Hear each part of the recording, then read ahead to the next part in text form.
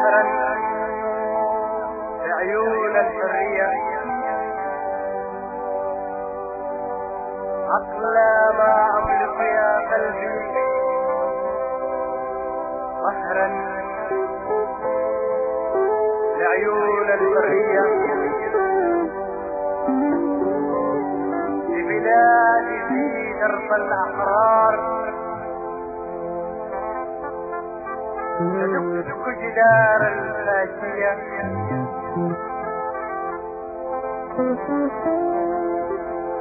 ببلادي في درب الأحرار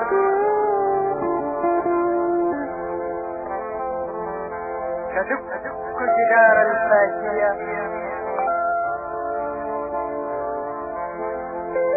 ما عاد كفاحك يا وطني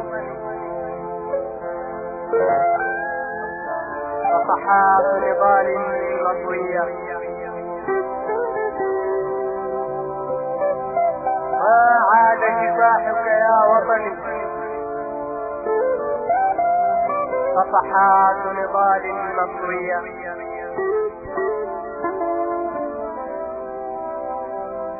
ما عاد كفاحك يا وطني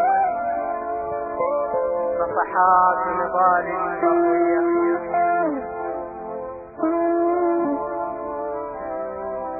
صفحات نضال مطوية، صفحات نضال مطوية.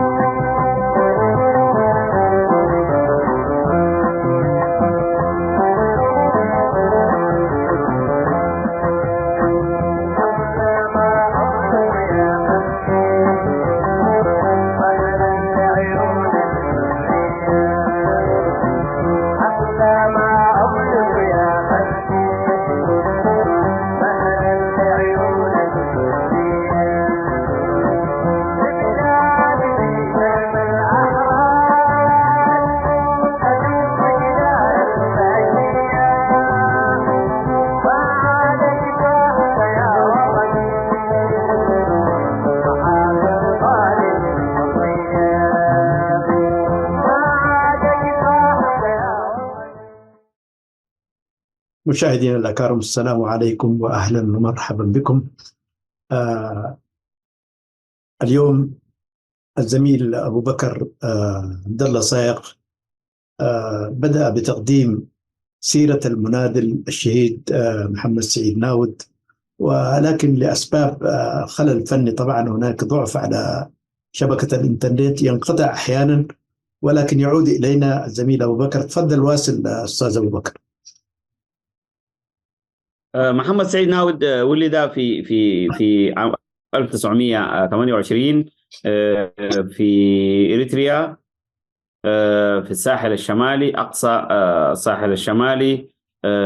ثم انتقل مع عائلته إلى السودان، حيث درس القرآن بإحدى خلاوي بورسودان، ودرس الأولية والوسطى بمدينة بورسودان. وعند جلوسه للانتقال إلى المرحلة الثانوية في عام 1956 كان ناجحا، وتم قبوله بمعهد بخت الرضا بالدويم ليصبح معلما، لكنه اختار العمل الوظيفي، حيث عمل بشركة التلغراف الشرقية الإسترن بمدينة بورسودان. شارك في الحركة الوطنية السودانية من أجل الاستقلال في الفترة الدراسية ضمن الحركة الطلابية السودانية، كذلك ضمن الأحزاب السياسية السودانية أثناء عمله بالوظيفة حتى نال السودان استقلاله. استقال من عمله الوظيفي ليتفرغ كليا للقضية الإريترية. في الفترة من عام 1955 حتى عام 1957 كان يقوم بجولات سنوية في المدن الإريترية ليتقصى أوضاع إريتريا ودراسة قضيتها، حيث كان يشعر بالقلق على مسيرها. في نوفمبر عام 1958 قام بتأسيس وقيادة حركة تحرير إريتريا، وهي حركة سرية ثورية كانت ترفع شعارات محددة: إلقاء النظام الفيدرالي بين إريتريا وإثيوبيا، وإعلان استقلال إريتريا، الوحدة الوطنية بين الإريتريين، إيجاد الحكم الديمقراطي بعد الاستقلال. بعد الدمج الذي تم بين قوات التحرير الشعبية وحركة تحرير إريتريا، أصبح عضو في البعثة الخارجية ومسؤول مكتب الإعلام فيها. وفي المؤتمر الأول لقوات التحرير الشعبية اختير عضو في المجلس المركزي وعضو في اللجنة التنفيذية ونائب رئيس اللجنة التنفيذية ورئيس المكتب السياسي في فترة لاحقة ضمن المنظمات الجماهيرية. ثم تولى رئاسة التنظيم الموحد بعد استقالة المناضل الشهيد عمر محمد برج رحمه الله.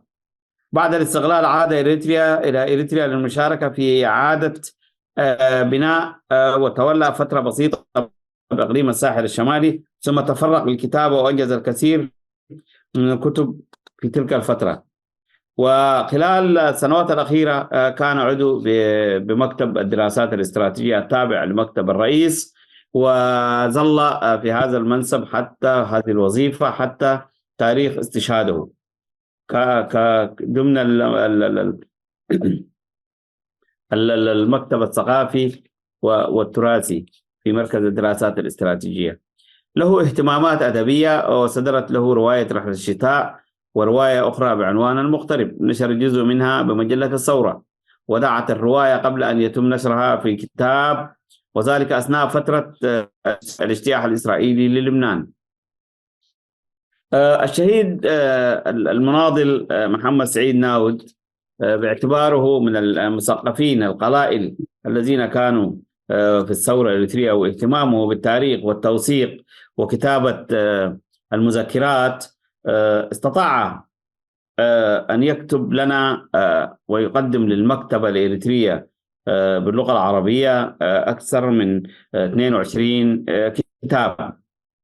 كانت البداية بقصة الاستعمار الإيطالي لإريتريا ورحلة الشتاء، أو قصة صالح، كتاب العروبة والإسلام بالقرن الأفريقي، إريتريا طريق الهجرات والديانات ومدخل الإسلام إلى أفريقيا، عمق العلاقات العربية الإريترية، حركة تحرير إريتريا، الحقيقة والتاريخ، شخصيات ورموز إريتريا، رواية رحلة الشتاء صالح، رواية المغترب لم تنشر، شاهد على بعض عصره جزء أول، شاهد من أمثال الشعوب مع مقارنة بأمثال إريتريا، تاريخ الطريقة الختمية في إريتريا، صفحات هامة من تاريخنا إريتريا من 1991 حتى 1958، الاستعمار الإيطالي وممارساته في إريتريا وعموم المنطقة، التاريخ المشترك بين إريتريا ودول الجوار. يصدر له لاحقا حركة تحرير إريتريا بالإنجليزية والتجرينية، حديث الذكريات والمذكرات، سيرة ذاتية، شاهد على بعد عصره جزء ثاني، أدب المجالس، جسر الوجدان والنضال بين إريتريا والسودان، صفحات من أوراق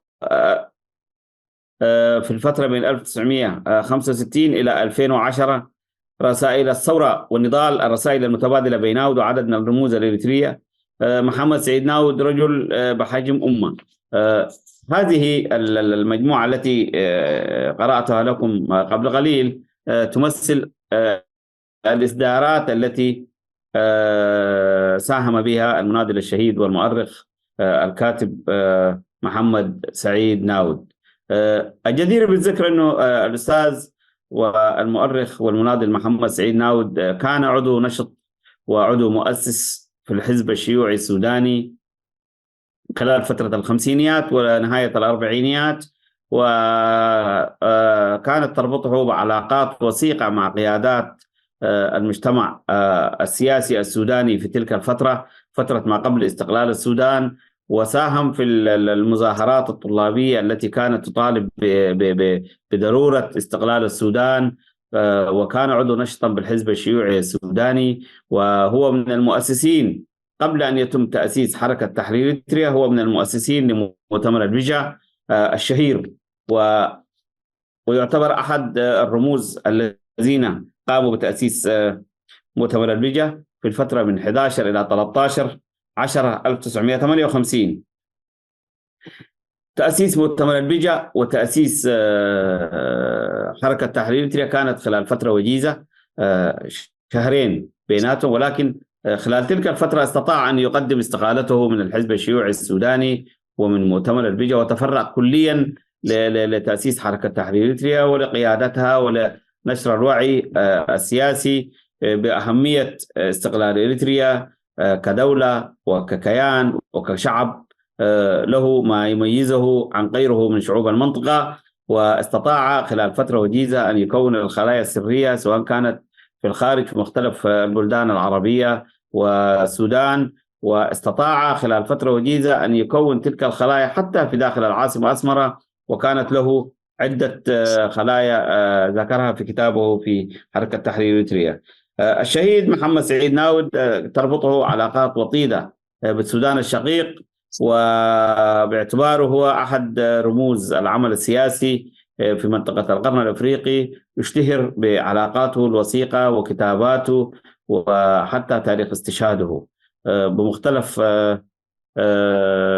فئات المجتمع السوداني في العمل السياسي والثقافي. تفضل عمنا حمدان، هذه إضافة إذا كان لديك إضافة قبل أن نعرض الفيديو التوثيقي للكتب التي صدرت باسم الشهيد المناضل محمد سعيد ناود. شكرا أستاذ أبو بكر. أولا أنا سعيد أن تقدم اليوم أنت باعتبارك من الجيل الثالث، وهذا دليل أنه الشهيد والمفكر المناضل الكبير محمد سعيد ناود ترك بصماته في الأجيال القادمة أيضا بما يعني كرس حياته لخدمة القضية الإريترية. وأنا عندما ما استمعت أنت لم تترك لي شيء أنا أقوله عن سيرة المناضل محمد سعيد ناود، لكن سأتناول اليوم محمد سعيد ناود الإنسان. هذا طبعا يعني جانب أهم. الرجل عندما بدأ في العمل السياسي كما ذكرت أنت في تأسيس حركة تحرير إريتريا عام 58، نحن آنذاك كنا في الابتدائي، كنا يعني لا زلنا يعني لم ندخل الحياة كما دخلها محمد سعيد ناود من أبوابها الواسعة. لكن أنا اليوم عندما أتحدث عن محمد سعيد ناود، طبعا نحن من الجيل الثاني بعد الشهيد محمد سعيد ناود، التحقنا بالثورة عام 1965 وواكبنا جزء من نشاط المناضل الكبير، أو أنا أسميه الأب الروحي للثقافة الإريترية. طبعا هو كثير من الناس يتغافلون في ذكر التاريخ، أو يعني يحاولون يعني التهرب من ذكر التاريخ الحقيقي. عندما السيرة الذاتية التي ذكرتها أنت عن ناود ونشاطه السياسي يمتد إلى أكثر من 60 عاما، أو لنقل مثلا وهو شاب أيضا. محمد سعيد ناود يكاد يكون السياسي الإريتري الوحيد الزاهد، ولم يكن يطمح في السلطة يوما من الأيام. في كل ما قدم يعني الشهيد عثمان صالح سبي كان يطلق عليه الفيلسوف الصامت. محمد سعيد ترى إنتاجه ولا تسمع كلامه. هذا الرجل طبعا كرس حياته للكتابة، والمكتبة العربية الآن زاخرة بكتب محمد سعيد ناود اللي ذكرتها. لكن للأسف الشديد هنالك طبعا شيء غاب عن الرأي العام الإريتري، وكثيرين يتساءلوا بعد كل هذا التاريخ المجيد اللي ذكرته أنت وبعده لم يذكر، لأن التنقيب عن تاريخ محمد سعيد ناود هو طبعا هذا يحتاج إلى دراسة وإلى كتب كثيرة جدا، لا يمكن معالجة موضوع أو ذكر سيرة المناضل ناود في حلقة واحدة. لكن أود أن ألفت الانتباه أنت ذكرت يعني بعد الاستقلال هو عاد مع من عادوا، لأنه كان رئيس تنظيم الموحد بعد استشهاد عثمان سبي، أو بعد استقالة طوعية للمناضل الكبير رحمة الله عليه أيضا عمر البرج. لكن ما لا يعرفه الكثيرون يعني الدور الناود، لماذا أسماه عثمان الشهيد عثمان سبي الفيلسوف الصامت؟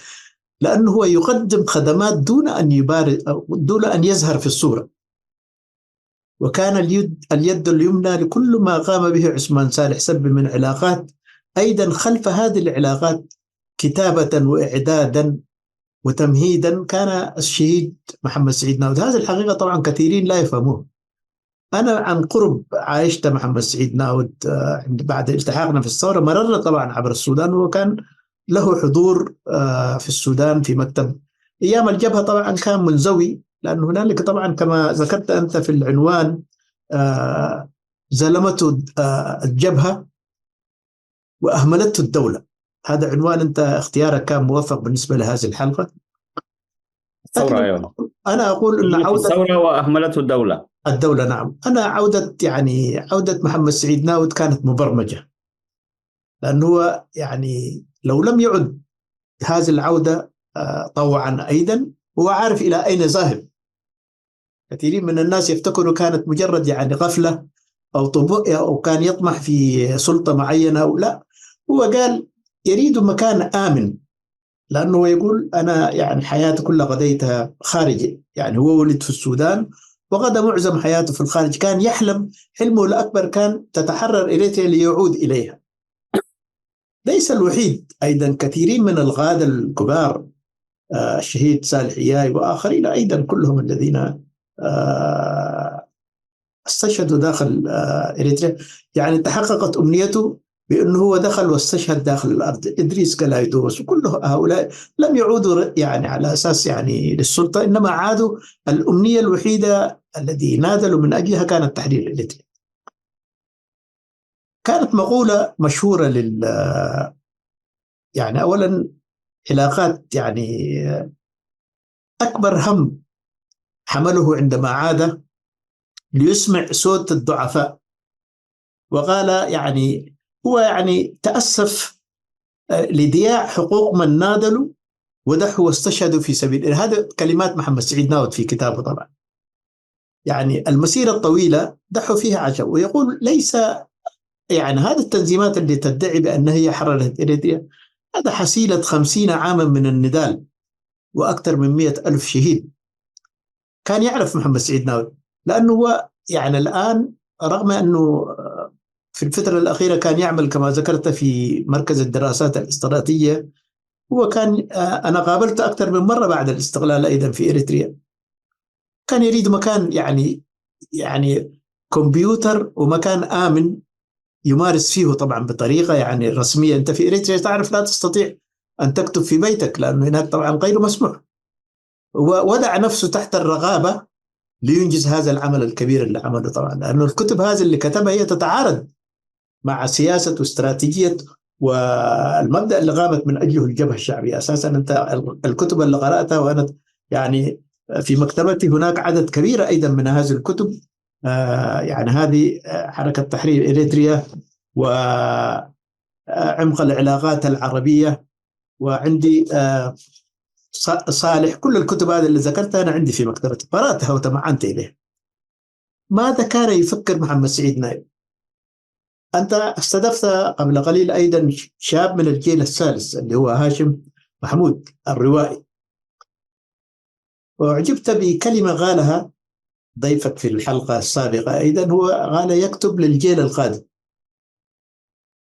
طبعا محمد سعيد لم يكتب لهذا الجيل، لأنه هذا الجيل يعني أستطيع حتى لا أتجنى على الآخرين ولا أريد أن أعمم أيضا، إنما طبعا لا يحترمون قادتهم وزعمائهم. محمد سعيد أنا عشان نطالب الآن ونتهم الآخرين بأنه هو همش، إنما من أقرب الناس إليه طبعا اللي هم طبعا جيل جبهة التحرير الإريترية. هذا الرجل رجل عظيم جدا وكبير، بل لم يحترم قادته. هذا طبعا المعاناة الذي تمر بها إريتريا الآن، لأن كل جيلنا بالذات لم يحترم من أسس الجبهة، من نادل وضحى من أجل هذا النضال.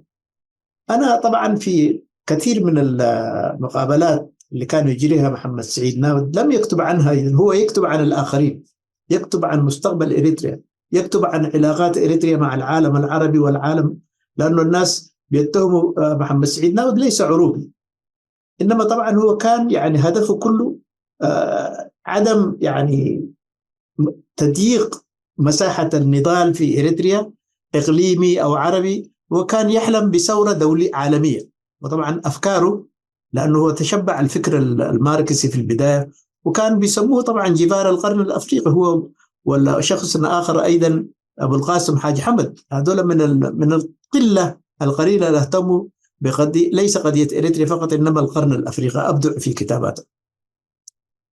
أنا لماذا لا أريد الآن أن أنكه الجراح كما يقولوا إخواننا؟ محمد سعيد ناود عندما أتى إلى إريتريا، أنت ذكرت أنه طبعا هذا التحصيل حاصل، يعني تهدئة المشاعر ليس لناود حتى يقولوا مثلا المناضلين القدامى أكرموا من قبل الدولة الإريترية، لكن كل فترة محددة حمل هذا الصفة اللي هو حاكم إقليم من أقاليم إريتريا. لكن هناك مقولة أيضا محمد سعيد ناود لم تكن سمعت عنها، إذا رأيت الصديق مع عدوك فاعلم إنهما عدوان لك، الأول في السر والآخر في العلانية. محمد سعيد ناود كان هو عارف ذاهب إلى أين، والرجل هذا كان له مواقف كثير، يعني حتى من الصعب أنا أن أوجزها في هذه الحلقة. البوابة، يعني الآن تتحدث الناس الشهيد عثمان سبح فتح الأبواب وكله، المفاوض والذي فتح قنوات التواصل مع جامعة الدول العربية كان الشهيد محمد سعيد ناود، وسكن أيضا وذهب وكان يدير الاجتماعات أيضا هناك. محمد سعيد ناود ذكره الشهيد من أحد زملائه في العمل إبراهيم منتاي رحمة الله عليه، أيضا توفى في جدة. هؤلاء العزام كلهم توفوا خارج إريتريا. عندما أرادوا، الجامعة العربية عملت مبادرة صلح بين التنظيمات الإريترية، هذا الباب فتحه محمد سعيد ناود، لأن الرجل كان يطمح لرأب الصدع، يعني يقول نحن في هذه التنظيمات لا يمكن أن تأتي بحل باستغلال إريتريا، كان يسعى لتوحيد التنظيمات المختلفة لأنه رجل مقبول لدى الجميع. ففي الجامعة العربية بعد جهود يعني قام به محمد سعيد ناود قبل، يعني القليبي طبعا كان تونسي وكانت الجامعة في تونس، سكن أكثر من 3 أشهر لإعداد هذا المؤتمر الجامعي. إنما طبعا يعني قوات التحرير الشعبية الذي كان ينتمي إليها محمد سعيد ناود كانت منشقة إلى ألف وباء. الألف طبعا المجموعة اللي عقدوا مؤتمر في سدوحيلة، والآخر طبعا مجموعة الآن الرئيس إسياس أفورقي اللي كانوا في عالة. هنا طبعا مجموعة البي اللي هم الجبهة الشعبية كانوا يسمون المجموعة اللي هم يعني خرجوا من سلبها، اللي هو طبعا الأساس الجبهة قوات التحرير الشعبية تأسست في بعد مؤتمر سدوحيلة أيضا بجهود وبندالات كلها. محمد سعيد ناود كان لعب مع الشهيد سبي دور كبير جدا في سبيل يعني ظهور هذه القوة.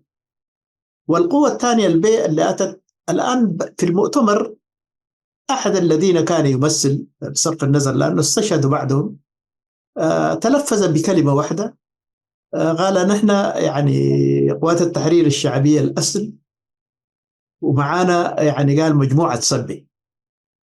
فناود طبعا جمع أوراقه وطلع من القاعة، قال لا يمكن أن نتفاوض، قال نحن الأصل، نحن من أسسنا هذا، فلا يمكن أن يتقولوا بهذه الأقوال. إلا بعدين هدأوا، يعني إبراهيم منتاي تدخل في الموضوع وهدأ الموقف، قال طبعا الآن هذه فرصتنا، خلافاتنا نراها بعد ما نطلع من المؤتمر، الآن يعني نتماشى مع الواقع، هم يكون الA والB هذا نتركه.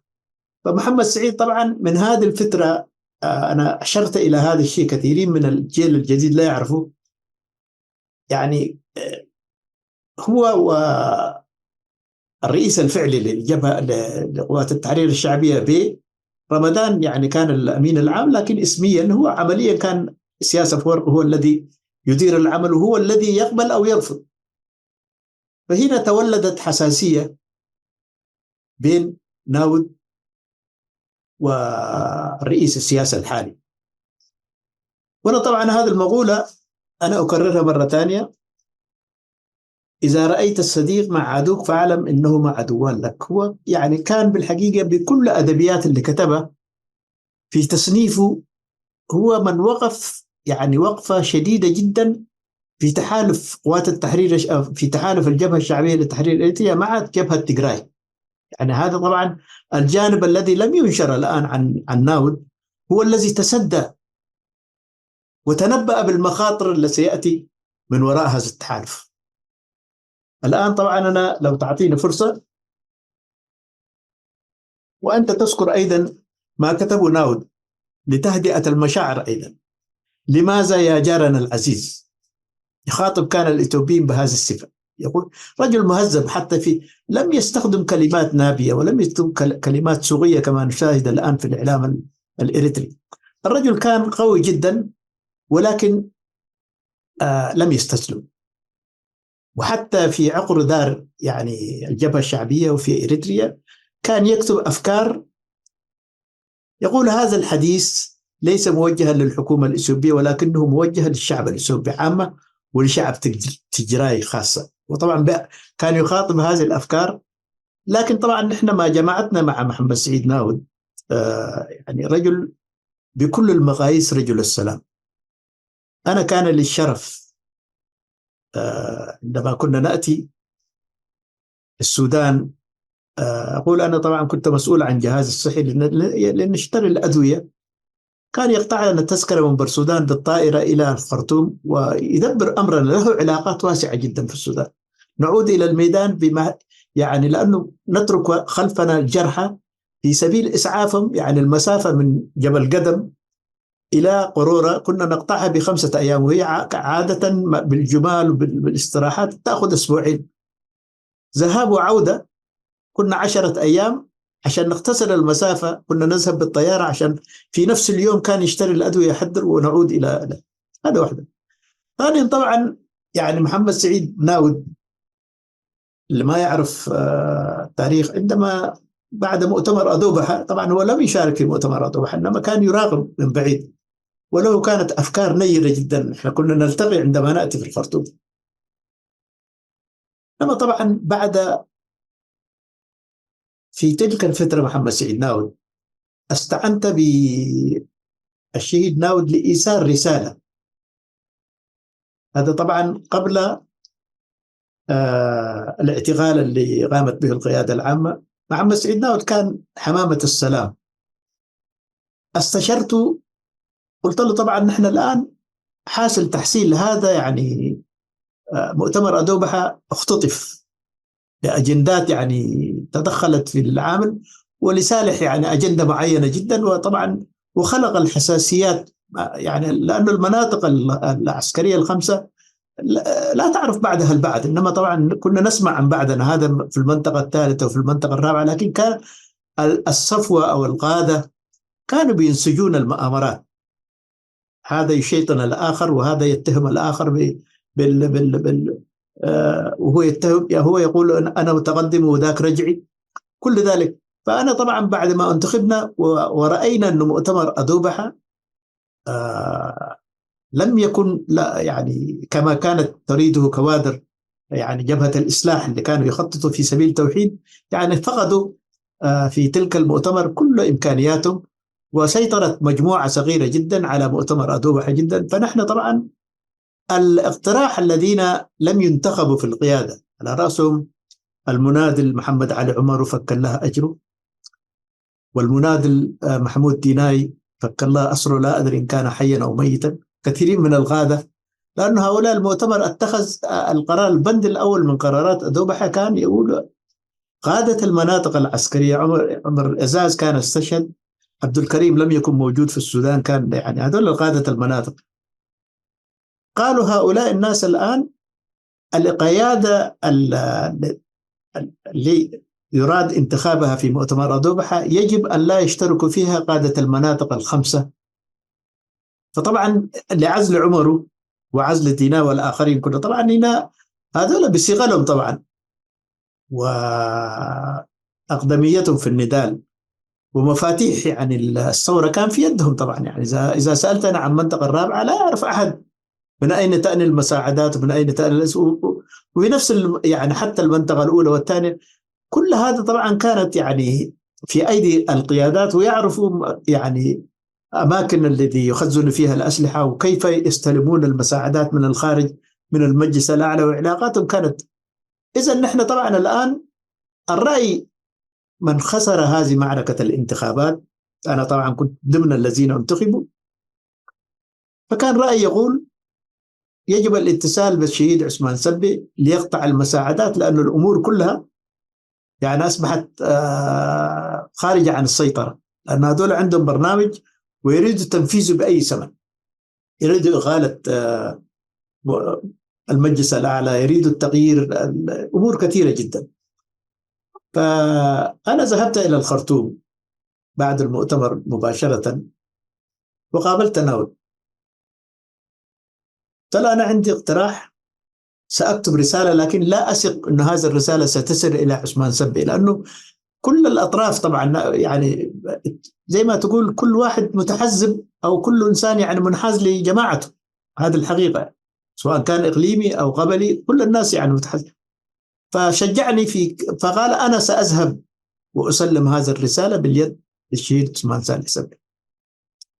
كتبت قلت له يعني نحن عندنا 5 يعني خسرنا في الانتخابات ولم يعني نأتي بالناس الذين يستحقوا هذا يعني عضوية القيادة العامة، إنما حاصل تحصيل محاصصة قبلية، 5 من أوراد البحر الأحمر و5 من المنطقة الأولى و5 يعني على التركيبة القبلية، كل واحد جاب قبيلته ودخل في القيادة العامة.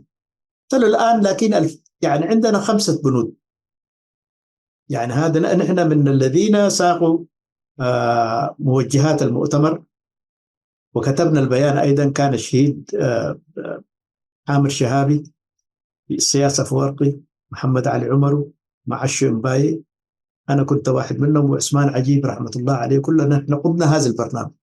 ال5 البنود يعني كانت هذه القيادة يطلق عليها القيادة العامة لجيش التحرير الإريتري المؤقتة. وهذا شوف مشكلة المؤقتة جت من أول من عندنا يعني يا أبو بكر، مش من عندكم. هذا المؤقتة يعني المؤقتة عندنا حكومة مؤقتة 30 سنة. 33 سنة عندنا القيادة العامة برضو ما هو يعني المؤقتة. ثانيا طبعا الإعداد للمؤتمر الوطني العام، قلنا طبعا نحن نأتي بالمجلس الأعلى والجهاز السياسي بالناس اللي كانوا يعملوا خارج يشاركوا معنا في المؤتمر الوطني. ثالثا لجنة تغسل حقائق، كانت تزلمات في داخل الجيش، هذا اللجنة الثانية إعداد للمؤتمر الوطني. 5 البنود هذه قلنا له نحن يا عثمان الآن علينا أن نصبر. كتبت بالخط الواحد، وأبو القاسم رحمة الله عليه كان حاضر، والشهيد عمر البرج في هذا الاجتماع. عقد عثمان سبي برسالتين، رسالة أنا اللي كتبتها عن طريق ناود، ورسالة أخرى لا نريد أن نسمي اسم الناس الآن، الله ربنا يفرج يعني أسرهم. فقرروا قالوا هذا الكلام نحن ننتظر أحسن سنة وندعم القيادة العامة، ولتأكيد حسن الظن برضه عن طريق الشهيد محمد سعيد ناود عثمان سبي على عجل قال لنا تبقى هنا وسيأتي الرد مباشرة. بعت 25,000 جنيه سوداني، لأنه نحن عشان إيش الخلط، لو تأخر خلط المناطق معناها العملية حتكون يعني أصعب مما كنا نتوقع. فعثمان سبي تجاوب وقال نعطي القيادة العامة حصتهم من المساعدات. هذا قبل يعني ظهور قوات التحرير. هذا كله طبعا يعني محمد سعيد ناود يعني لم يتحدث عن هذه القضية ولم يكتب عنها، لأنه طبعا حتعرض إلى مشاكل. محمد سعيد ناود كان دوره في إقناع عثمان سبي، وعثمان سبي كان بينزل إليه رجل محايد. الوحيد أنا هذا الشهادة وربنا يرحمه إن شاء الله. لم أسمع أحد يتهم ناود بالقبلية ولا بالتحيز لإقليم معين. الرجل كان قومي بكل ما يعني تكون القضية. هذا طبعا من محمد سعيد ناود. أنا طبعا الآن عشان أختصر الكلام وأعطيك الفرصة قد نكون نعمل حلقات أخرى عن محمد سعيد ناود، لأن هناك كثير ما خفى. الرجل ليس صدامي، ولكن للحق أقول محمد سعيد ناود الآن رحمة الله عليه، طبعا لا أخشى لو قلت هذا الكلام، كان يتصل بكل المناضلين الذين تركوا بسبب الغضب، بسبب المعاناة، بسبب الظروف اللي واجهتهم، وأحدهم هو أنا. طبعا كان يكتب لي مباشرة يعني من الخرطوم، من أينما ذهب كان يكتب رسالة ويقول النداء ليس بالتواجد المكاني. أنت قال لي حتى لو ما موجود في الميدان، أنت ذكرت أيضا هو الرجل كان يؤمن حتى لما يطالب بحقوق الذين نادلوا، يقول حتى الذين من المدنيين الذين استشهدوا في سبيل القضية لازم يكرموا. هذا طالب، وما يعني ما عمل كده VIP، يعني منادل لما تعمل له مراسم دفن. محمد سعيد ناود كان ينظر كل إريتريا استشهد في سبيل هذه القضية يجب أن يكرم. هذه واحدة. ثانيا طبعا محمد سعيد ناود كان يتصل بكل الذين يعني رفاقه في النضال، سواء كان في حركة التحرير، سواء كانوا في التنظيم الموحد، قوات التحرير الشعبي، لأن هذول الناس تركوا الميدان بعد التغييرات الراديكالية اللي حصلت، وبعد الحاجات طبعا لم يوافق عليها. منهم طبعا الشهيد عمر برد، يعني قال أنا ما جيت صائح عشان يستقبلوني ويعزموني وكل حاجة، قال أنا عايز يعني أشارك. طبعا تستقبل استقبال حافل كما استقبل كل القادة العزام، لكن الآن لما تسأل أين هؤلاء، هذا مسألة ثانية. أنا الآن أسمح لي أخي أبو بكر، أنا لا أريد طبعا عندما يجري معي الزميل يوسف قبري يسوس بالتقرين أقول له كي تلك مساي عشان ما تدخل في معمعة، لأنه نحن جيل المواجهة. لكن سأقول كلمة اليوم. أنا عندما ذكرت أنه محمد سعيد ناود كان في مركز الدراسات شعرت في قلبي بوخزة، وكأنك طعنتني بإبرة. هذا الرجل يا أخي يعني كثير من الناس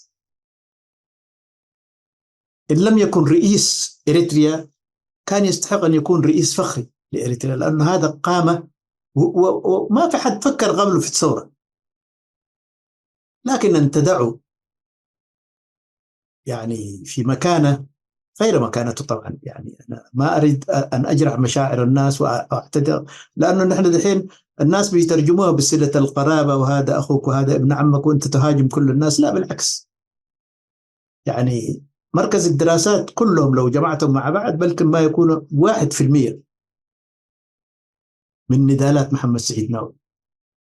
مش عشان يكونوا يرأسوا محمد سعيد ناود، لا يستحقوا حتى مثلا يكون يعني 1% من يعني ذاته. أنا أقلل يعني ما كانت، يعني لما يكون واحد يقول لي يشتغل قاعد في مركز الدراسة، أنا برضو اشتغلت في مركز الدراسة، جنرالات أيضا يعني اشتغل في مركز. لكن هذا كله إذا تريد أن تعزل الإنسان توجد يعني مراكز دراسات، بس عشان إيش؟ بس تخليه هناك، يعني زي ما تقول أمانة، يعني زي ما يسجن الناس مرات اسكزي حزلي لحد ما أشوف يعني يعني كان. لكن هو بكل يعني أريحية تقبل هذا الوقت، لأنه هو هدفه ما كان، لو كان يبحث عن السلطة كان حيتمرد. كان محمد سعيد بإمكانياته كل الدول العربية ترغب أن يكون مستشار لها، يعني جمعية أو مؤسسة. كان زاهد عن السياسة وعن السلطة وعن المناصب.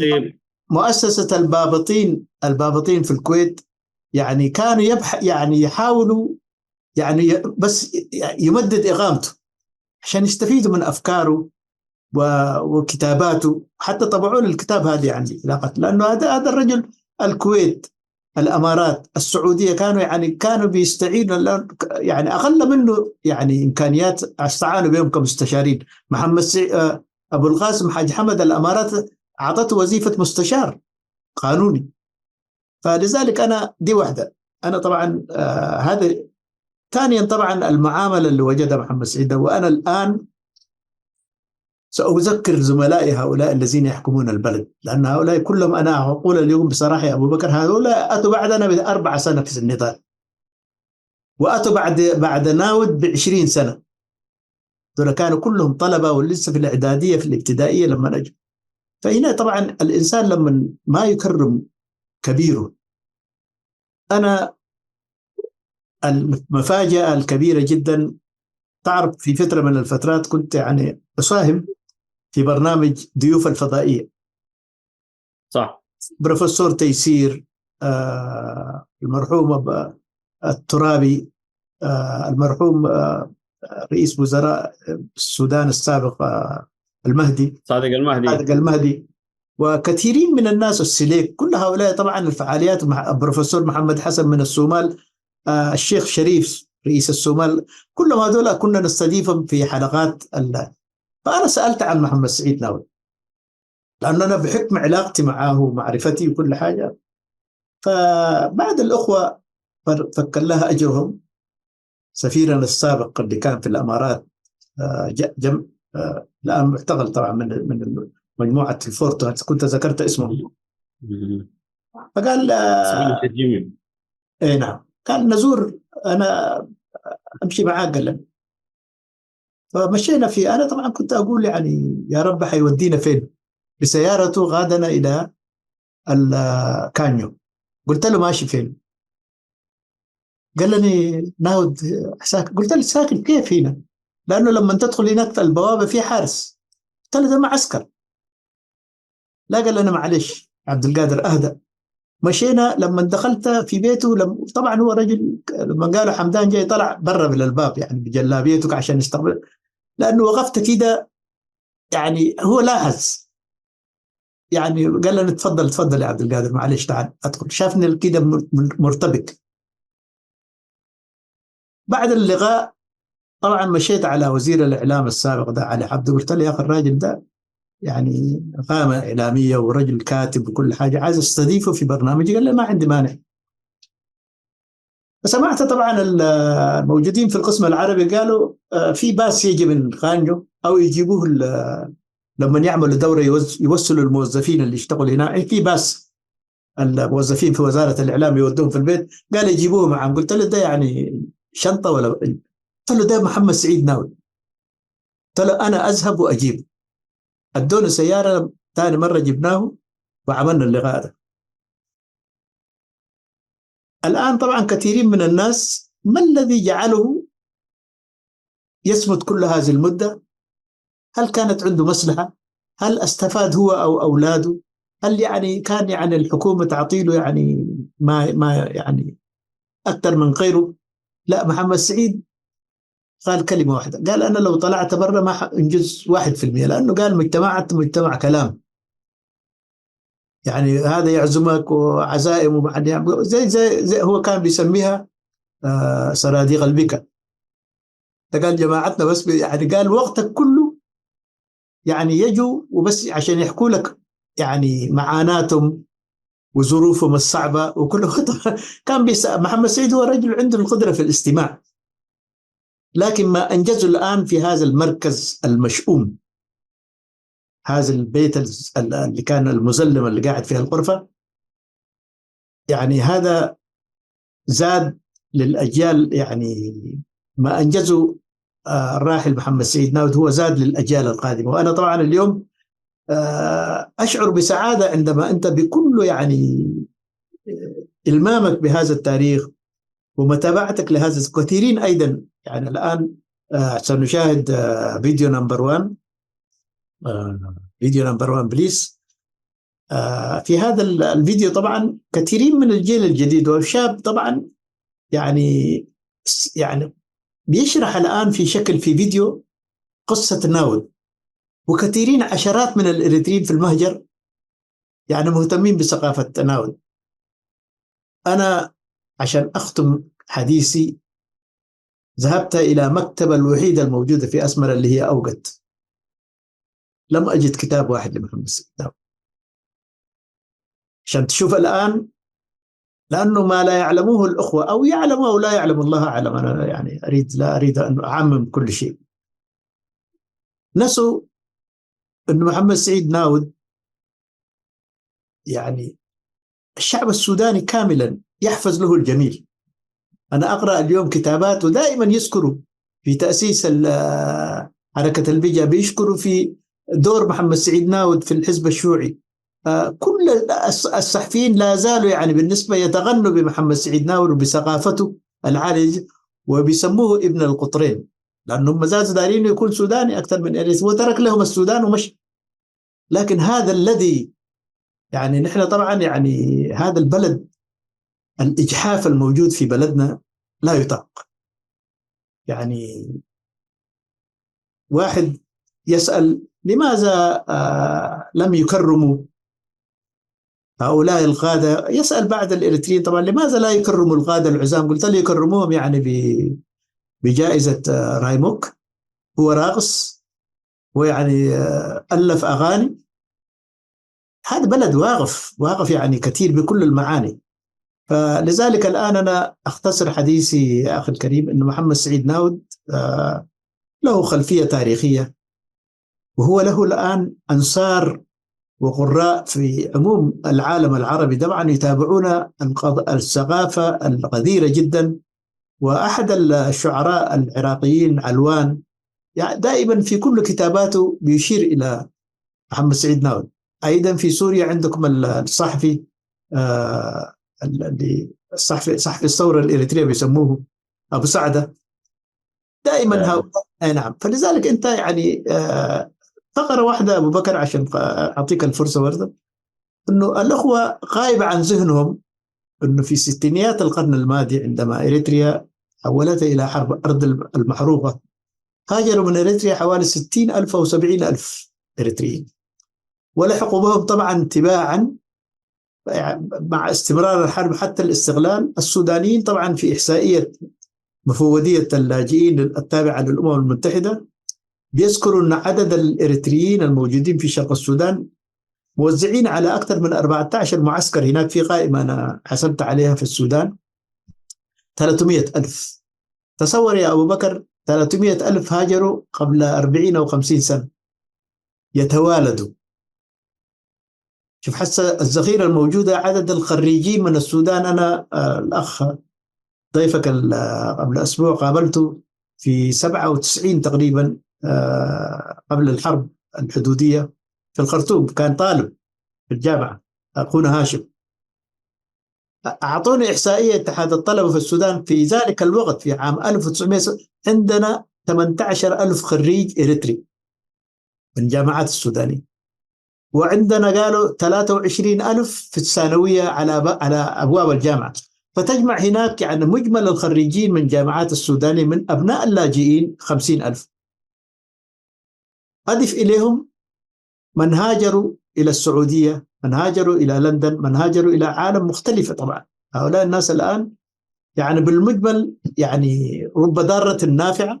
هذه الهجرة ولدت مثقفين إريتريين من طراز ثاني، لأن طبعا نحن نتباكى على الذين هاجروا. اللاجئ طبعا ما يبقى إلى حياته كل لاجئ. إذن عندما نتحدث أكتب لك، عندما نتحدث عن الشراكة ونتحدث عن الوحدة الوطنية، طبعا ما ممكن تقصي هؤلاء الناس لأنهم أساسا بسبب معاناة بسبب الاستعمار هاجروا. كان المفروض يعطوا الأولوية في عادتهم إلى بلدهم ويبنوا هذا الوطن. لكن إذا هنالك هدف آخر لا نعرفه نحن يعني الأجيال. ولذلك محمد سعيد ناود في أحاديثي معه كان همه الأكبر متى يعود اللاجئين. هذا التوازن المختل لا يمكن أن إصلاحه إلا بعودة اللاجئين أنا لا أقول الآن في السودان، أيضا في العالم في الشتات. الآن طبعا الإحصائية الموجودة صادمة جدا، عندنا حوالي 1,300,000 مهاجر، غيرهم طبعا من تجنسوا بجنسيات أخرى. يعني إذا استمر الأمر يعني حنكون زي ما وهذه يعني المقارنة طبعا كثيرين من الناس يعني أغضبتهم مقارنتي لأقوام انقرضت زي الأبوريجيني في أستراليا، هم أهل البلد الآن تجدهم الأبوريجين أعداد قليلة جدا أمام البرلمانات بعلم يحتجون، يعني ما بقى منهم إلا. في لغات كثيرة جدا انقرضت في العالم، أنت متابع طبعا، كثير من اللغات جدا لم يبقوا منها. لغات تاريخية قديمة جدا في أفريقيا وفي أمريكا اللاتينية لم يبقوا منها إلا كبار السن. إذن الشباب زي ما كما قال أخونا هاشم، الشباب طبعا يعني إذا لم يتعلموا تاريخهم كما أنت ذكرت، تاريخ ناود وغير ناود، ويتعلموا يعني تاريخ الغرب. يعني كثيرين من الناس الآن يعرفوا تاريخ ألمانيا والبيسمارك وكل يقروا يعني أدبيات عزام الألمان وتاريخ هتلر وتاريخ ألمانيا الشرقية، لكن لا يعرفون تاريخ الناود وتاريخ، لأنه هذا التغييب متعمد. أخي أبو بكر نكون واضحين الآن. إحنا أشكرك على هذا التقديم، ونتابع إن شاء الله مع ضيوف آخرين أيضا من يعرف أكثر مني محمد سعيد ناود. لكن للحق أقول إن شاء الله محمد سعيد ناود هو بالنسبة لي هو مات ميتا أو حيا، هو رئيس إريتريا الفخري، وهذه الصفة أراد من أراد وأبى من أبى، هو كان يستحقها، ولكن نحن الآن نكرمه بأنه هو رئيس حتى هو على في دار الآخرة. لكن هذا المكان يعني نحن نعمل الآن جاهدين في سبيل جمع تراث محمد سعيد ناود، والآخرين أيضا سنأتي إليهم تباعا، لأن هؤلاء طبعا يعني قدموا أفنوا حياتهم من العار. هؤلاء الذين أسسوا الجبهة وبنوا، بصرف النظر عن الخلافات السياسية، أن يدفنوا أمثال عبد الله إدريس، كل هؤلاء القادة العزام دفنوا خارج يعني إريتريا.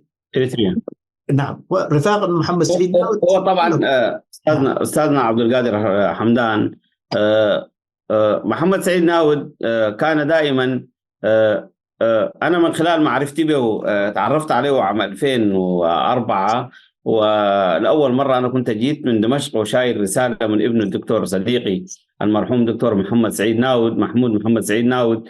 فمنذ ذلك التاريخ حتى قبل شهر من وفاته أنا كنت لصيق لدرجة أنه أنا كنت بحتك به باستمرار وبجيه باستمرار، وما بغيب عنه، وبتصل عليه وبتواصل معه وبناقش أفكاره وكثير من المعلومات اللي كان هو خلال الجلسات الجانبية في داخل بيته اللي كنا نتونس فيها. البيت اللي ذكرته في راديو، في منطقة اسمها راديو ميريناي، هو معسكر للضباط الإيطاليين ولا الأمريكان، المهم هو معسكر موجود في أسمرة. والبيت بيت خشبي، أنا كنت أجيه فيه من طابقين، بيت خشبي أنا كنت أزوره فيه باستمرار.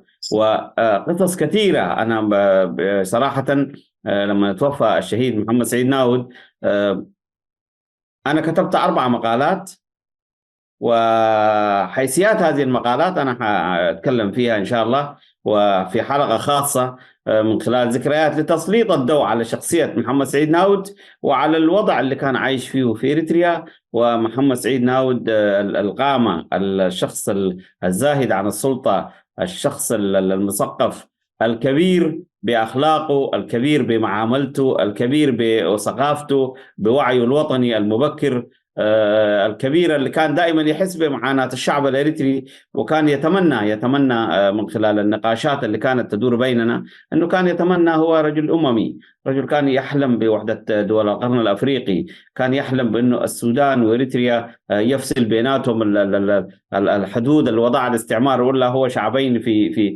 شعب واحد في بلدين. كان رؤيته لإثيوبيا، رؤيته للصومال، رؤيته لمنطقة القرن الأفريقي تختلف عن كل القيادات. ولكن في عصر الحروب، وفي عصر تأجيج الحروب، وفي عصر القيادات اللي مهنتها إدارة الحرب وخلق الحروب ثم إدارة الأزمات، أفكار ناود وأمثال ناود بالتأكيد ما حتجد طريقة إلى التنفيذ. وخاصة أنه ناود هو كان له إسهاماته وعلاقاته الواسعة. أنا كان يحكي لي أنه سنة 1972 74 لما كان في السودان، هو فترة من الفترات كان خبى سكرتير الحزب الشيوعي السوداني محمد إبراهيم نقد، كان قال لي أنا فترة من الفترات يعني كان مطلوب هو من جعفر النميري بعد الانقلابات اللي فشلت 1971. فكان هو يخبي محمد إبراهيم نقد في بيته وفي موقع معين هو بيعرفه، كان بيتجول به في داخل سيارته في داخل الخرطوم، وكان تربطه به صداقات. يعني محمد إبراهيم نقد مجرد ما ينزل أسمرة كان بزياراته الأخيرة في إريتريا كان يجي رأسا يتصل بمحمد سعيد ناود ويمشي يقابل محمد سعيد ناود، ومحمد سعيد ناود كان على علاقات واسعة بكل المثقفين والسياسيين السودانيين. وخير دليل على ذلك ما كتبه في صحيفة إريتريا حديثة عام لما وقعوا اتفاقية شرق السودان،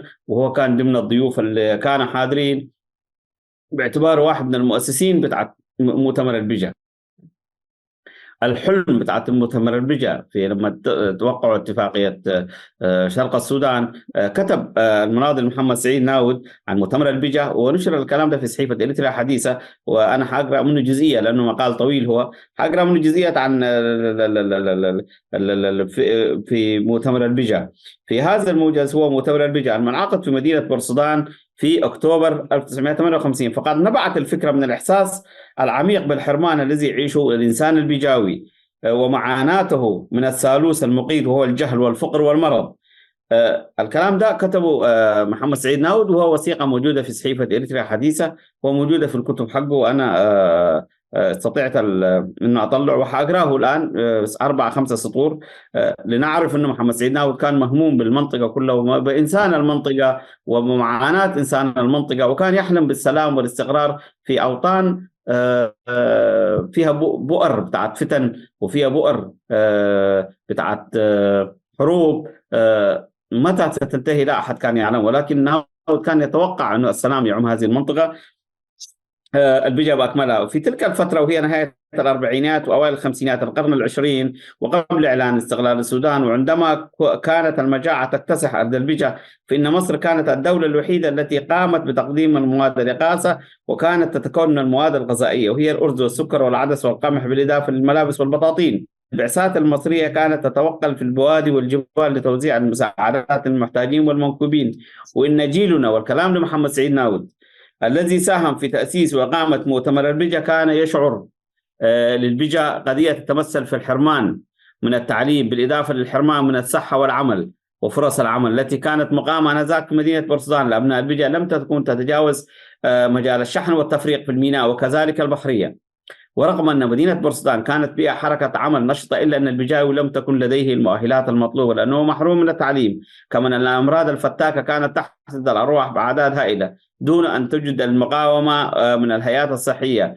ومن هنا وعند استقلال السودان وعند عدم وجود مؤشرات من قبل أولئك الذين تولوا الحكم بعد استقلال الشروع في تحسين أوضاع البجا، فقد بدأت مناقشات والاتصالات بالمتعلمين من أبناء البجا، وتبلورت بذلك فكرة عقد مؤتمر لبجا العرض قضيتهم وبلورت من تحسين أوضاعهم. وأذكر أن المرحوم الأستاذ محمد دين إسماعيل البجاوي وهو من المتعلمين والذي كان سباقا في إقامة وافتتاح مدارس التنوير لارتقاء بمستوى أبناء البجا بإيجاد مدارس تتولى استيعابهم، فقد أصدر كتيبا آنذاك بعنوان اللاي كليب بمعنى مقبرة الأحياء، تطرق فيه الأوضاع البجا عموما والعمال منهم في مناجم الذهب وما يتعرضون له من استقلال على وجه الخصوص. وبدأت المشاورات مع النظر والقبائل المتعلمين لاعتبار ورجالة الدين حيث الفكرة الترحيب. وعندما تم تحديد المكان والزمان لعقد مؤتمر البجا، اختلط القبائل بهذه الدعوة، ومن ثم وجهت الدعوة للحكومة المركزية، كما أن السلطات المحلية اختلط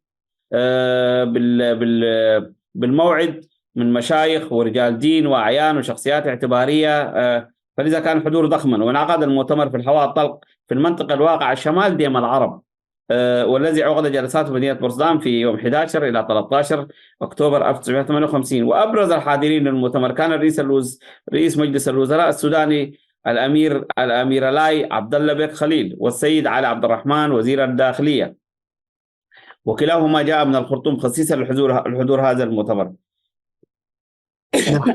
وأن المسؤولين طيب، وكان من ضمن الكلام اللي كتبه انه يقول انه لما حضر مراسم توقيع اتفاقية شرق السودان في أسمرة باعتباره واحد من كبار مؤسسي مؤتمر البجا، وقال وأثناء ذلك وبينما كنت أشاهد وقائع التوقيع على اتفاقية كان يمر بي أمامي شريط طويل من الذكريات. تذكرت رموز مثل الدكتور طه عثمان بلية والدكتور محمد عثمان جرتلي، وكلاهما من أوائل الخريجين من أطباء البيجا. كما تذكرت محمد بدري أبو هدية رحمه الله من مؤسسين مؤتمر البيجا، والذي زل دوما يشجعني وكان يقول لي لا فرق بين النضال في ساحة التي بدأناها سويا والساحة الإريترية التي تفرقت لها، فكلاهما مكمل الآخر. ناود تاريخ طويل ونضالات. وشكرا الرجل الصامت، الرجل الصامت، الرجل الهادي، الرجل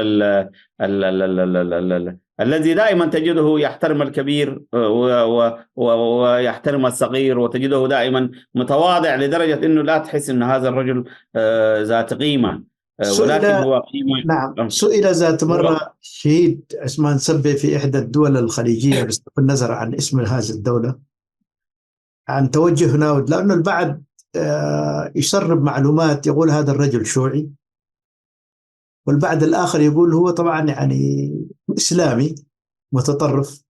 فكان رد الشهيد كان عنده يعني روح رياضية عثمان سبي فيه. قال الشريعة الذي يؤمن بها ناود هي النضال من أجل الحرية. لخص ناود في هذه العبارة. رجل قال ده شريعته، قال لا شيوعي ولا ده قال شريعته هو النضال، يعني ده طبعا النضال من أجل الحرية. محمد سعيد، أنا أختم لك بجملة بسيطة جدا أخي سيسمان، قرأتها، فقرات مهمة جدا من تأسيس مؤتمر البيجا، وكان له دور فاعل، وهو طبعا من يعني المفكرين نعم من المؤسسين. شوف هذا طبعا السودان استغل سنة 1956، وهذا التهميش اللي انت تحدثت عنه ليس فقط في شرق السودان، انما طبعا عامة. حتى الناس تتحلى تقول حتى الشمال يعني مهمش، ما في يعني الجنوب كان مهمش وانفصل، دارفور مهمش، كل أطراف السودان مهمشة. لكن هذا الكبت يولد ما نشاهده اليوم في السودان. كثير من الإريتريين يعني يقول أنت تريد أن تخلق فتنة. واحد كتب لي يقول لي أنت قاعد تحرض الناس. أنا لم أحرض. بالمناسبة محمد سعيد ناود هو رجل سلام ويرفض أي عنف، حتى مساهمته في قوات التحرير الشعبي هو أساسا لم يكن مهتم بالعمل العسكري. رجل مفكر، ويقول نحن ممكن، لأنه أنا في حواري مع ناود يقول إخواننا أوقات وقتنا كله قاعد نديعوا في أضربني أضربك والشتائم هذا. قال المشكلة في فكر دخيل في هذه الثورة، ومستقبل إريتريا مهدد. هو كان يقول الفكر لازم تحاربه بالفكر، ونحن الآن طبعا شوف وضعنا يا أبو بكر. أنا لذلك اليوم آخر ما أريد أن أختم به، يعني كثير من جيلنا طبعا عملية الاعتقالات والحاجات قامت بها الجبهة، لكن نحن عشان نضرب المثل الأعلى. كثير من الناس حتى يقولوا حمدان كان بيشيطن وبيهاجم عبد الله إدريس وما إلى ذلك. بالعكس، يعني جيلنا بعدين لما وجدنا يعني الوضع، يعني كنا قراءتنا كانت صحيحة بالنسبة للأوضاع، يكون الوضع أصعب ليس لنا لأبنائنا أيضا ولأبناء أبنائنا. فأنا ذهبت إلى السويد، زرت مدير الأمن للجبهة اللي هو صالح حيوتي، وطبعا لم يصدق. قلت له يا صالح تعال الآن أنت نفذت أوامر لا أدري من اللي أصدر عليك، أنت طبعا رجل يعني عسكري، يقول لك اعتقل فلان تعتقل. وقلت له المناسبة يعني الله يرحمه، ولا إذا هو حي، عثمان دائر وكان يعني غادي بتاع القيادة، فهذا يحقق معاني، كان هو من دورتنا في سوريا. ففي التحقيق عثمان دائر قال لي والله عملية كلها ملخبطة، قال ما في زول عارف انتم معتقلينكم شنو. قال له نحن بس حنتفاوض مع سبي يعني عشان ضغط على سبي. قال لي كل كلام بعد سنة و3 شهور. فكلمته يعني لصالح، قلت له انت ما يعني، قلت له العملية كانت توقيف ليس اعتقال بمفهوم الناس. فقال لي بكى صالح، قال لنا أنا أزورك برضو زارني في بيتي في ألمانيا. عشان إيش؟ أخذت للسودان، وهذا أخونا هاشم يشهد في ذلك. عملنا ندوة أمام الإريتريين، قلنا لهم يا أخواننا نحن ربطنا بعض وقتلنا بعض وهاجمنا بعض وكل حاجة، هذا واحدة، فنحن تسامحنا. إذن هذا واحد. ثانيا عبد الله إدريس لما أتى إلى ألمانيا مريض، أنا بالحقيقة سافرت بسيارة قديمة جدا، هو يبعد من المكان الذي أسكن فيها حوالي 600 كيلومتر. كلمني صالح يا قال لي يا أخي أتى هنا، والآن أنت بصفتك مقيم في ألمانيا وتجيد اللغة الألمانية وعندك علاقات واسعة، تريد أن تتعاون معنا في إيجاد طبيب يعني عشان نساعد عبد الله.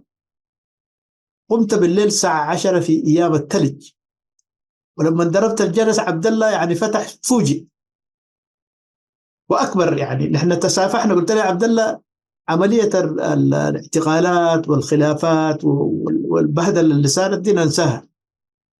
أنا قلت له أجيت بطوعا عشان نحن أولا نتسامح فحكى لي الكثير. أنا لا أريد، أنا في الكتاب هذا اللي عددته موجود هذا، ولذلك نحن تسامحنا.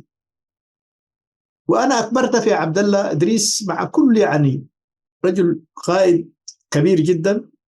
أيام الاستفتاء أول واحد ذهب إلى السفارة واستخرج بطاقة أزلوه فيه، عشان قال هذه الاستغلال استغلالنا، وسوت في الاستغلال. لكن طبعا نحن الآن يجب علينا أن نفهم، وأنتم كالجيل الجديد ما نورث هذه العداوات. نحن خلاص يعني تسامحنا، وعشان كده أنا أوجه لك النداء. نحن طبعا ننتقد كثير إنه الجبهة الشعبية عملت كده، الحكومة كده، لكن البديل نحن برضو ما أفعالنا وتصرفاتنا أصعب مما تعمله الجبهة الشعبية. الآن نحن لما نقول هناك في كبت الحريات، هناك أنت ذكرت جريدة واحدة وتلفزيون واحد، طيب هذه الحكومة دعها تفعل كما تريد. ما هو البديل؟ البديل تفتح حرية الرأي. أنا طبعا شجعت يوسف، قالوا في برقية محمد، قلت له جيبوا، وأنتم صحفيين عندكم القدرة تواجهوهم بما يقوله في الشارع. أنت مهمتك كإعلامي ما تقف معه تأيده أو تمدحه كما هو الحاصل الآن في إعلامنا، إنما يعني تأتي يعني حوار راقي جدا وتواجهه بالأسئلة ماذا يقول الشارع. هل حنعيد تجربة الجبهة الشعبية؟ هل حنعيد جبهة قوات التحرير الشعبي؟ هل حنعيد كل الأمراض اللي مرت بها الثورة الإريترية؟ كل هذا طبعا في حوار حياتي.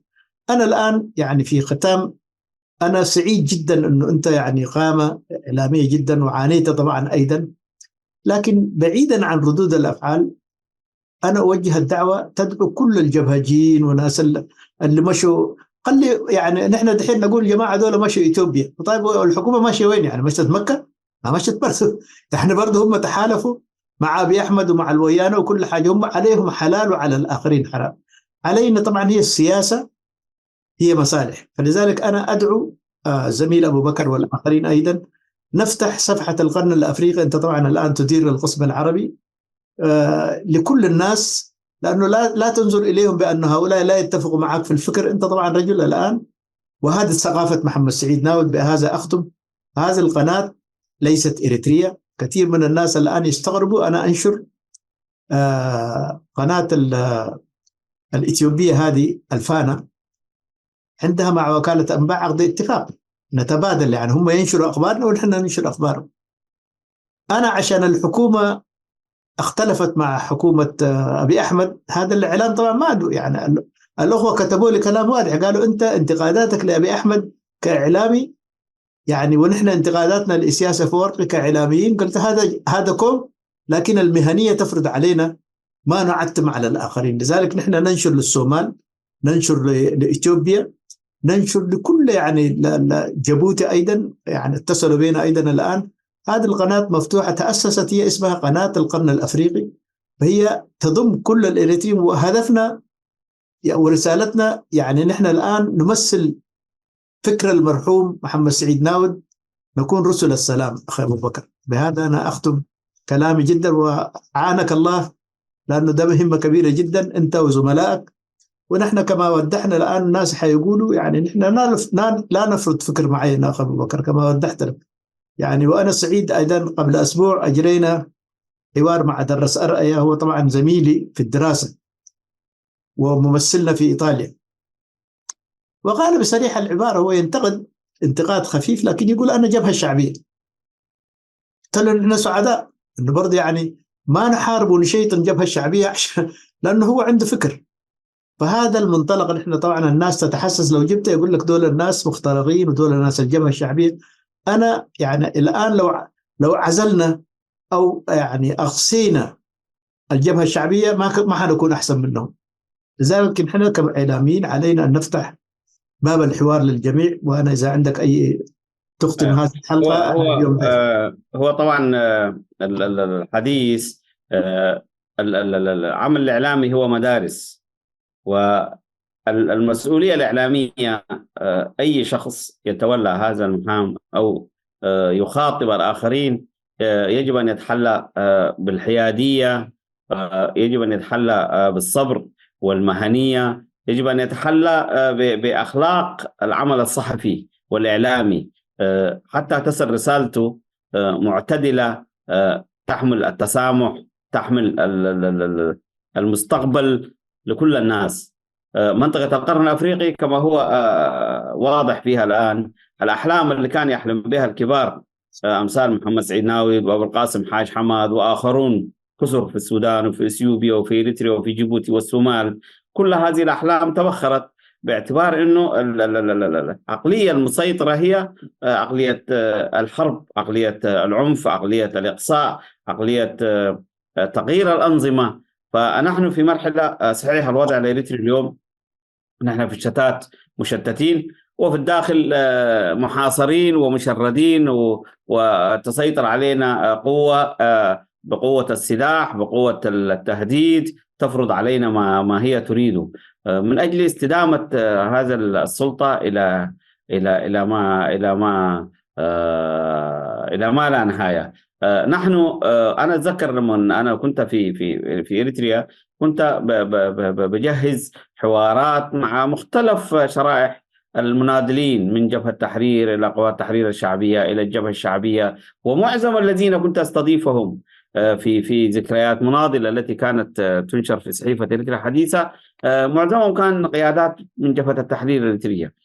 أنا كنت بجد في إنه أريحية في إنه أحاور أي قيادي. أنا تاريخيا جبهة شعبية وتربيتنا الثقافية والسياسية كانت في إطار الجبهة الشعبية، وهذا مصدر فخر لأنه إريتريا الناس كلها كانت تناضل من أجل شعار كبير، الحرية للشعب الإريتري واستقلال لدولة إريتريا، وليست من أجل مكاسب سياسية أو من أجل مكاسب مستقبلية للهيمنة أو للسيطرة على السلطة وتقييد حرية الشعب الإريتري. فالحوارات اللي كنت بجريها مع عدد كبير من المناضلين وموجودة في صحيفة إريتريا الحديثة يمكن الرجوع عليها من 2004 إلى 2016 مع مختلف الناس، فالناس كانت تستغرب إنه كيف مثلا يستضيف حمد كله، كيف يستضيف عثمان عبد الله، كيف يستضيف زهرة جابر، كيف يستضيف عدد كبير من القيادات، كيف أنا بعمل حوارات مع في أسئلة، أوجه أسئلة للمناضل فكر لا أسرو المثقف المناضل الكبير إبراهيم توتيل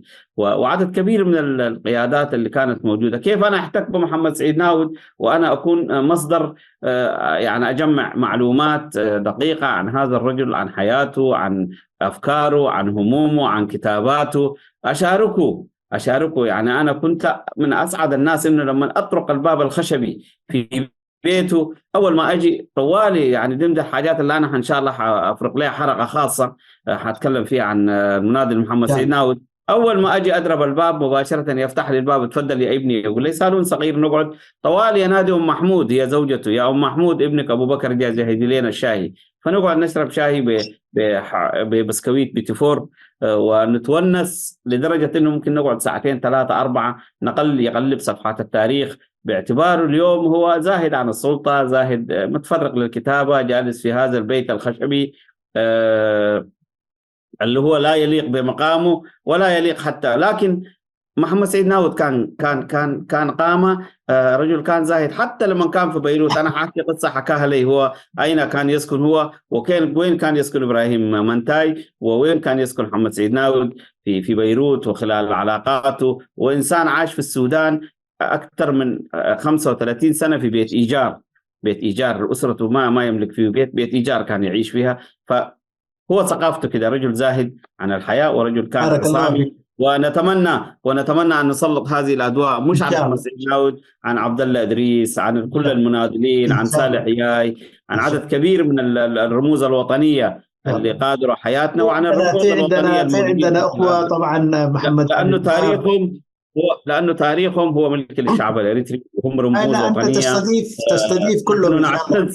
نعتز نحن نعتز بهم، ونتمنى أن نجد الوطن الكبير اللي هم كانوا يحلموا به ويعيشوا فيه بسلام واستقرار. ونتمنى نحن أن لا نسلك أبنائنا الطريق اللي سلكناه في حياتنا السياسية وحياتنا من أجل اللجوء نختم هذه والقرب. الحلقه اخ ابو بكر بطرفه، انا عشان انبهك، يعني انت طبعا الان الحلقه الثالثه والرابعه جريتها في قناه القرن الافريقي، طبعا انت من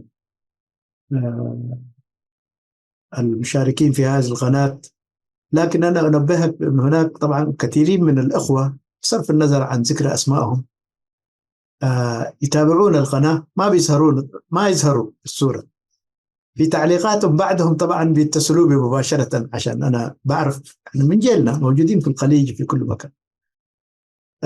دول الناس انت الان قدمت برنامج ساعه ونصف، بيختاروا منه كلمه واحده. في سبيل الطرفه حاقول لك زي يعني بكره حيقعدوا في قهوه عرتت في جده، ريكا شعبيانه بينك ريكا شعبيانه بينك من يبلك هم دحين شايفين الكلمه الواحده الان يبنوا عليها، يقول القناه حمدان قاعد يعني يضحك عليكم، هو كله شعبيه وشغالين مع اللي هي يعني. فلذلك انت طبعا لازم يكون طول البال مهما قدمت ومهما هو كنت نحن يا عم حمدان، هو نحن انا الغريبه لما كنا في اسمره ولما نتكلم وننتقد بعد الممارسات السيئه، زي جابهان ديو يقولوا لنا في اسمره. لما نستضيف ونكتب عن الجبهه وعن عواتي وعن تاريخ الثوره وموثق في المجلات والصحف الاريتريه، كانوا يقولوا زي جابهان ديو. والتصنيف الوصفات الجاهزه دي موجوده. ولما خرجنا وكان عندنا اراء في النظام والسياسات اللي اتبعت في 33 سنه في اريتريا ومن تدمير هذا الحلم الكبير وانتقدناها. ولما تطلع برا برضه يتم تصنيفك. التصنيفات في داخل المجتمع الاريتري دونت كير اباوت ات، يعني احنا ما عندنا مشكله انا معك يا ابو بكر. لكن انا مثلا درست في جهاز التعليم الاريتري في مدارس بتاعت لاجئين وانتبهت للجبهة الشعبية من 1987، وهذا تاريخي مكتوب في مقابلات صحفية بالتقرينية وبالعربي موجود، فلا بأس من ذلك. ولكن نحن كأبناء إريتريا العمل السياسي بتاعتنا ما تحددوا أطر ضيقة. نحن ننفتح على العالم من حيث أنه من يقدم شيء لهذا المجتمع فنحن معه، ومن يحيد عن مصلحة الشعب الإريتري ومن مع الشعب الإريتري أول من نتصدى له نحن، يبقى جبهة شعبية ولا يبقى أي تنظيم آخر. ولذلك الرسالة دي لازم تصل لكل الناس.